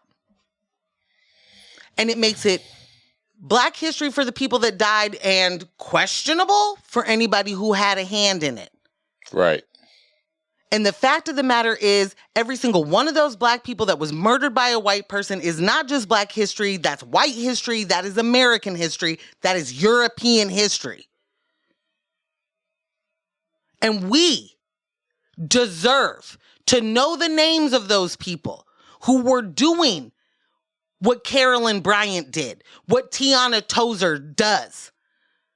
We deserve to know who the names of the people are who said, I'm sorry, I'm a police officer. Did you just question if I have and you just shoot people? We deserve to know the names of y'all. We deserve to know the names of your grandfather, your great-grandfather, your great-grandmother. We deserve it. Because that is survival. That is self-preservation. And at the very least, y'all have to you do not get to hide behind the my family didn't do a thing. Oh, my family wasn't rich enough to own slaves. Was your family rich enough to live in that time? I'm going to ask you that because what did your family do? What did they do? Did they say, did they lie? Do you know how many black people have been killed on the falsity of a white woman? On the falsity of a white man? Like, in all honesty, be fucking for real. So Tiana Tozer wants to be 2025 Carolyn Bryant, fucking tight, boo. Great for you. We love it for you. Can't wait to see it. Can't wait to see you get in the headlines in the Willamette Week. No shade to Willamette Week. Shade to anybody not covering this, though. Absolutely shade to anybody not covering the fact that these white women are still, I'm sorry, babe, still out here doing absolute, not just a character assassination, but are literally trying and could get people killed. Because you're not going to act like Tiana Tozer doesn't know that the Proud Boys are around the corner and the Patriot Prayer is up the street. We're not going to act like she doesn't have them motherfuckers in the phone. Mm-hmm. And I'm not going to act like we ain't been talking about them since 2016. Like, they're here, they've been doing this stuff. The people that you are so mad at aren't people, they're systems, and then the rest of it is, here we are, living in this reality where imagine being such a delusioned white person that you think you're a fucking victim. Imagine that. The dumbest on the fucking rung. Out here acting like you have intellect. Out there acting like you've read a book. Be fucking for real. Show me. Outside of Mein Kampf, show me. What's the book you read? Because she hasn't. A white woman coming from fucking Boise, Idaho to Portland, Oregon, being a racist out loud, you ain't done nothing different, baby. Show me. And I don't want to play the oppression Olympics, but bitch, I win. Try me. I win. I win. That's a person who is getting literally out here trying to get herself booked. Right. For conversations on DEI, who would tell you that DEI is some bullshit, right? Because DEI means black to a lot of the racists. It don't even mean it when it doesn't mean accessibility even when you need the accessibility. If you a white person, like the shit is insane. Am I saying this right? I feel like I'm not saying this right. Mm-hmm. No, you're saying it right. You're saying it right. This particular woman is a detriment to our own community. And I know for certain every single community has a her. Multiple hers. Facts. Might have a mate. You know? She has absolutely zero anything to back up what she believes, but she believes it hard. Mm-hmm. Hard. Because she looks at real Portland and Angela Todd and whatever the fuck his face is, whatever pedophile dude's name is. Mm-hmm. They said a thing, and I believe it. And I don't like Angelita because she's not white. And I don't like so-and-so because also not white. Like, this woman is so transparent, it's insane. And trying to do a Carolyn Bryant, because I'm not going to keep saying that's an Emmett Till. Emmett Till died by the hands of a lying white woman. Mm-hmm. That lying white woman's name was Carolyn Bryant. You want to do a Carolyn Bryant on 2025 and on today? To now? In this economy? In this economy?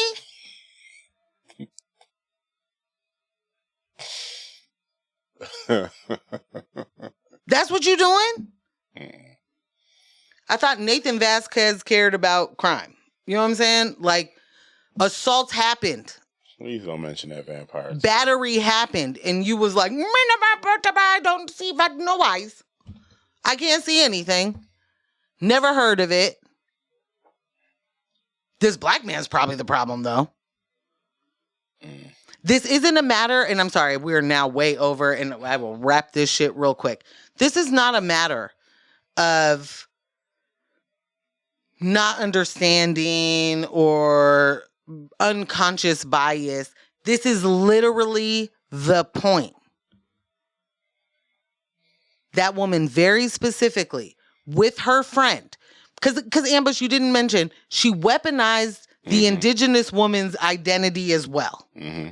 And is real quick to weaponize anybody's identity outside of when it's helpful to her. Mm-hmm. You wouldn't listen to this woman a woman of color, and this is why POC is not you guys, please, let's.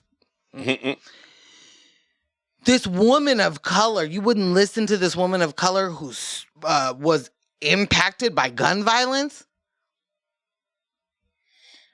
Might be one of the whitest, womanist things I've ever heard in my fucking life. And at some point, we're going to have to get past the performance. For the folks that are in anywhere near believe themselves to be a leftist, you are going to have to be way past the performance. We can't do any of the Cliff notes, the Jeff notes, the Tiana notes. None of the notes. You can't cheat your way to the good person badge. You absolutely have to do more. And if you are thinking that you're going to get, as a well-meaning white, a high five because you thought maybe, instead of solidifying, read a fucking book. Ask a friend, and if you don't have black friends, then you really need to look, right? Who do you have to talk to about that? If you are unable to get an understanding outside or a perspective outside of your own, whose fault is it? And if you think that your perspective is the only one that matters, whose fault is it? Depending on the perspective, I can tell you whose fault it is. Don't do that. Okay.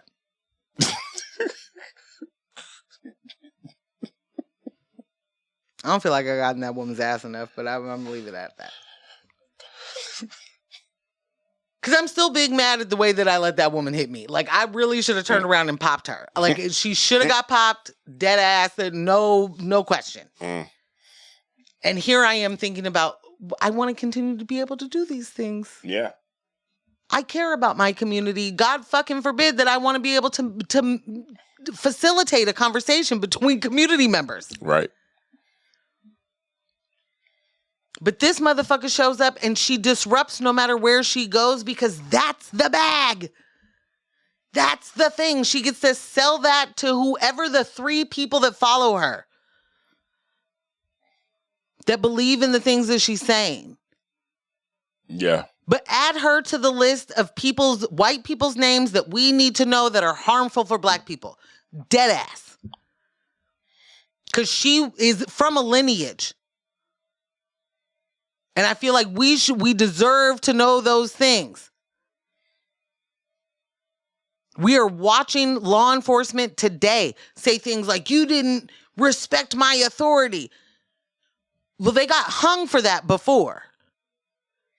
They got hung for that for asking a question of authority. So today when a police officer is pulling his gun out on somebody and is like, you didn't say you love me, because we deserve to know. We as a people, as a society, that shit is connected. But that is the real cool part of white supremacy. You ain't got to learn nothing about that. We'll just give you some little African-American history. You can learn about each other. I want to know about the threats, not the people that died from them. I want to know who's coming to get me. I want to know who the person is who is saying some shit that their great-granddaddy said 3 generations ago. Which is why the names are important. I want to know what you mean by, like, you can't talk to me like that. I want to know what you mean by that. Is that hereditary? Your whole family been saying that? Which is why the names are important. The names are fucking important. It is important to know who the black people are that got hung, but it's way important to know who the white people are that hung them.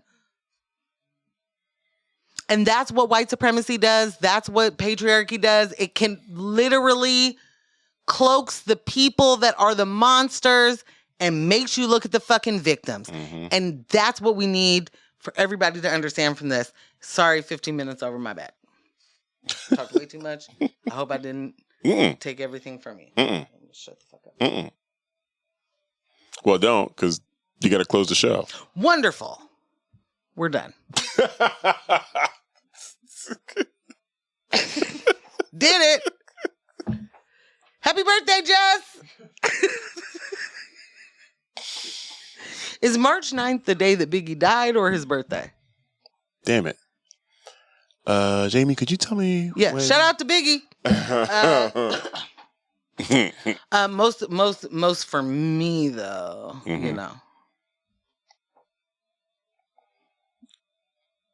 That's another News with My Fiance. Monday night, Raw live, in-person live Raw, in the books.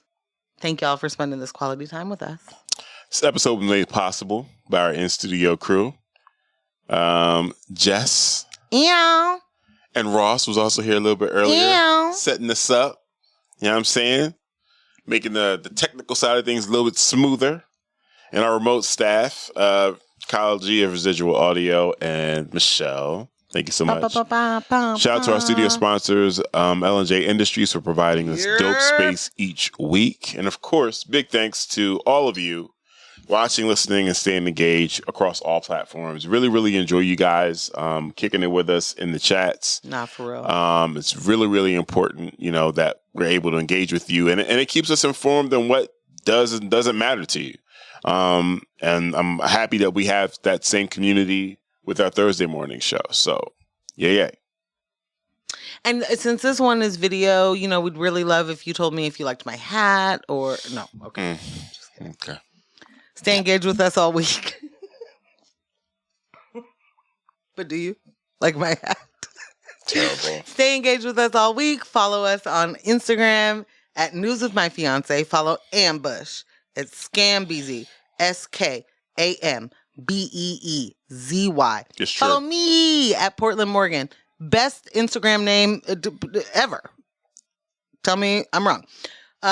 Become a member. Sock it to our pockets. Patreon.com/News with My Fiance. We just trying to do this on a regular basis. Yeah. I want to shout out to our Patreon supporters. Ross, Michelle, Ella, Katie, Sherry, Kyle, Casey. We also picked up a couple more, right? Picked up a couple more free patrons. Thank you. Again, go ahead, get on in there. Again, we are attempting to, you know, build community within Patreon so we can continue to have these conversations. But you know what it is? Don't let the individuals distract you from the systems. Poverty is a policy choice. People over profits. Power to the people. None of us are free until we are all free. And we will catch you Thursday morning, 7:30 a.m. to 9:06 on X-Ray FM. Bye.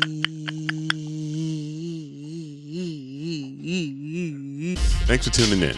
You can catch this show streaming live on YouTube every Monday night from 6:30 p.m. to 8:30 p.m. And our podcast episodes are available everywhere you listen to podcasts except Spotify.